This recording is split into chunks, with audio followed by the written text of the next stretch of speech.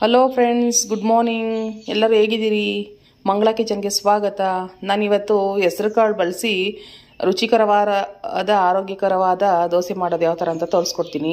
ನಾನು ಏನು ಪದಾರ್ಥ ತೊಗೊಂಡಿದ್ದೀನಿ ಅಂತ ನೋಡ್ಕೊ. ಹೆಸರು ಕಾಳು ನೈಟೇ ನೆನೆಸ್ಬಿಟ್ಟು ಇಟ್ಕೊಂಡಿದ್ದೀನಿ. ಇದಕ್ಕೆ ರವೆ ತೊಗೊಂಡಿದ್ದೀನಿ 1 ಕಪ್ಪು. 1-2 ಸ್ಪೂನಷ್ಟು ಅಕ್ಕಿ ತೊಗೊಂಡಿದ್ದೀನಿ. ಇದು ಪಾಲಕ್ ಸೊಪ್ಪು ತೊಗೊಂಡಿದ್ದೀನಿ ಸ್ವಲ್ಪ. ಇದು ಕೊತ್ತಂಬರಿ ಸೊಪ್ಪು, ಸ್ವಲ್ಪ ಶುಂಠಿ, ಒಂದು 5 ಮೆಣಸಿನ್ಕಾಯಿ, ರುಚಿಗೆ ತಕ್ಕಷ್ಟು ಉಪ್ಪು. ನಾನು ಜಾರ್ ತೊಗೊಂಡಿದ್ದೀನಿ ರುಬ್ಲಿಕ್ಕೆ. ಇದನ್ನು ಯಾವ ಥರ ಮಾಡೋದು ಜಾರ್ಗೆ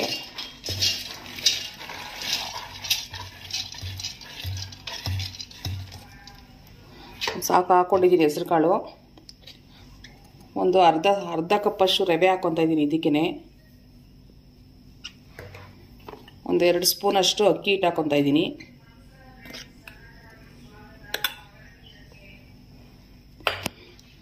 ಇದಕ್ಕೆ ನಾನು ಮೆಣಸಿನ್ಕಾಯಿ ಹಾಕ್ಕೊತಾ ಇದ್ದೀನಿ.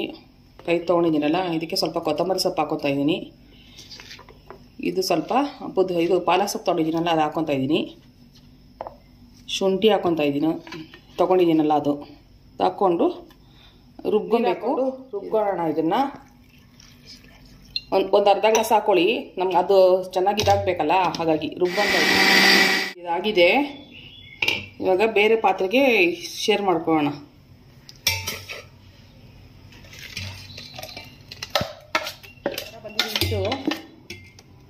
ನಮಗೆ ಎಷ್ಟು ಬೇಕೋ ಕ್ವಾಂಟಿಟಿಲಿ ನಾವು ದೋಸೆ ಹಿಟ್ಟಿನ ಅದವಾಗಿ ನಾವು ನೀರು ಹಾಕೊಬೇಕು. 1 ಸ್ಪೂನಷ್ಟು ಉಪ್ಪು ಹಾಕೊತಾ ಇದ್ದೀನಿ.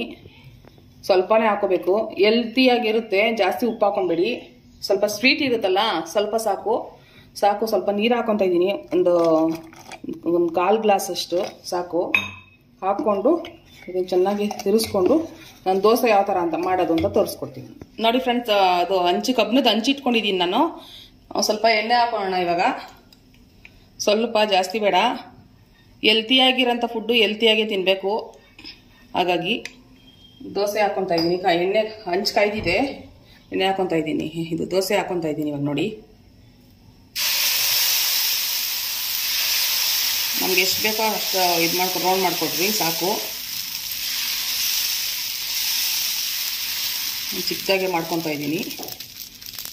ಇದಕ್ಕೆ ಸ್ವಲ್ಪ ತುಪ್ಪ ಆದರೂ ಹಾಕೊಬೋದು, ಆಯಿಲ್ ಆದರೂ ಹಾಕೊಬೋದು. ನಾನು ಸುಮ್ಮನೆ ಸ್ವಲ್ಪ ಜಾಸ್ತಿ ಬಳಸ್ತಾ ಇಲ್ಲ, ಸ್ವಲ್ಪ ಎಣ್ಣೆ ಕಮ್ಮಿನೇ ಬಳಸ್ತಾ ಇದ್ದೀನಿ. ಇದು ಹಾಕ್ಕೊಂಡು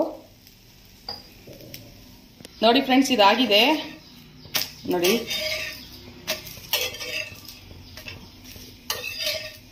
ಮಾಡಿ ಇಟ್ಕೊಂಡಿದ್ದೀನಿ. ತೆಂಗಿನಕಾಯಿ ಕಡಲೆಬೇಳೆ ಚಟ್ನಿ ಮಾಡಿ ಇಟ್ಕೊಂಡಿದ್ದೀನಿ. ನೋಡಿ, ದೋಸೆ ಈ ಥರ ಬಂದಿದೆ ನೋಡಿ. ತುಂಬ ಸ್ಮೂತಾಗಿದೆ ದೋಸೆ. ನೋಡಿ ಯಾವ ಥರ ಇದೆ. ತುಂಬ ಸ್ಮೂತಾಗಿದೆ. ಮನೇಲಿ ಒಂದ್ಸಲಿ ಮಾಡಿಕೊಂಡು ಟೇಸ್ಟ್ ಮಾಡಿ ಯಾವ ಥರ ಬಂತು ಅಂತ ಕಮೆಂಟ್ ಮಾಡಿ. ಬಾಯ್.